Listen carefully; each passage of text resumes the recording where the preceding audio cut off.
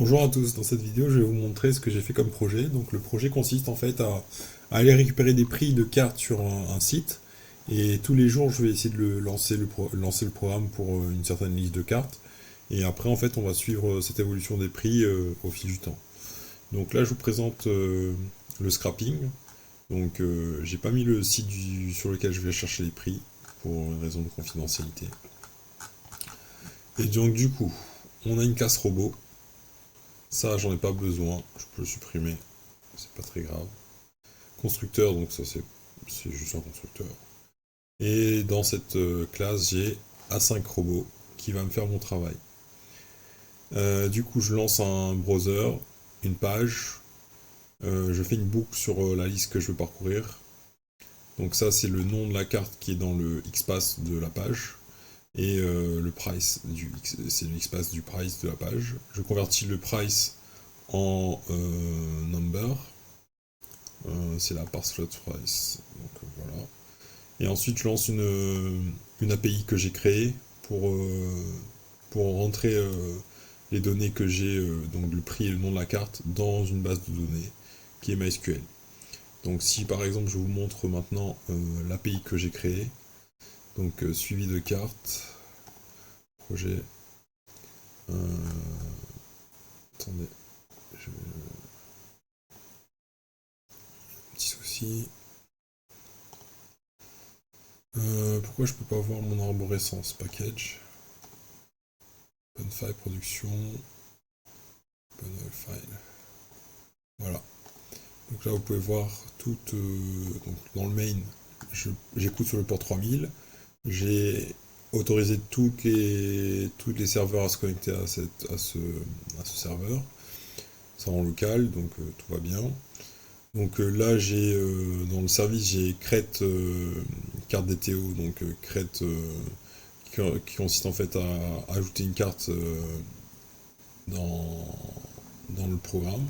Ça, je peux le renommer, je pense, parce que c'est pas catégorie, mais c'est une carte, donc je peux juste le renommer. Fermage F6. Je vais le renommer en carte repository.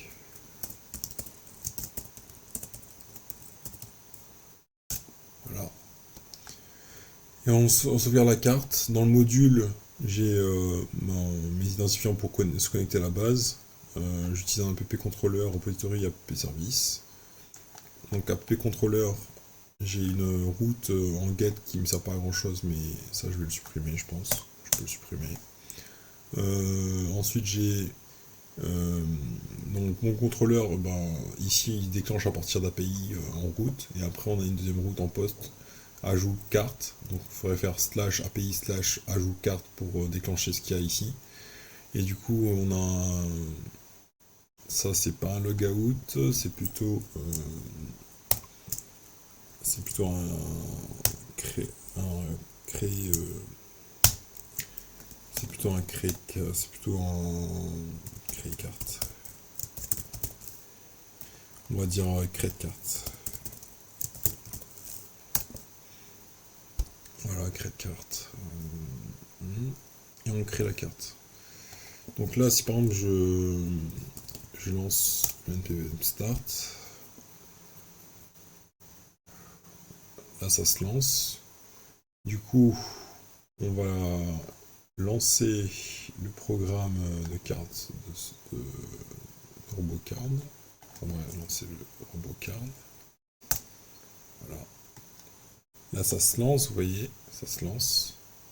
Ça se lance bientôt sur le site. Ça prend un peu de temps.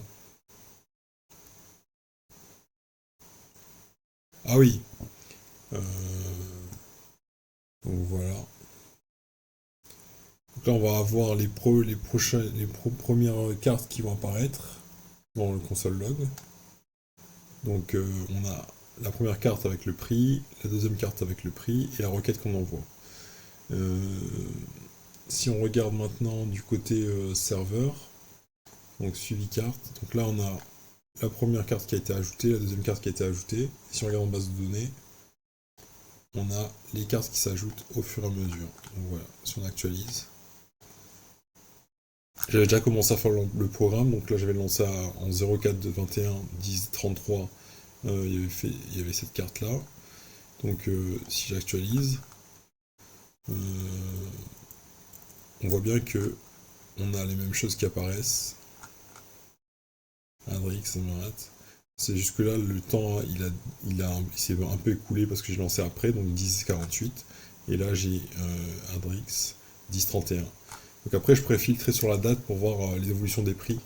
Et ça c'est très très bien. Je pourrais mettre dans un Excel après pour voir l'évolution des prix et tout ça. Donc on a le prix, on a la date à laquelle on a ajouté le prix de la carte et on a le nom de la carte. Et comme ça, en fait, tous les jours, je lancerai la requête pour pouvoir avoir l'ensemble des informations que je veux. Si je veux vous remontrer sur l'API, suivi carte, ouais, c'est ça. Là, j'ai carte entity. Dans carte entity, j'ai la date qui est automatiquement ajoutée. Lorsqu'on en fait une entrée, on met la date du serveur. Là, on a la colonne pour pouvoir faire des nombres décimaux et avec une précision assez grande, donc avec un nombre. Et là, on a une colonne qui consiste à faire la description de la carte, donc le nom de la carte, et l'ID pour retrouver la carte dans la base. Et la carte DTO, c'est ID, montant, description, comme ça.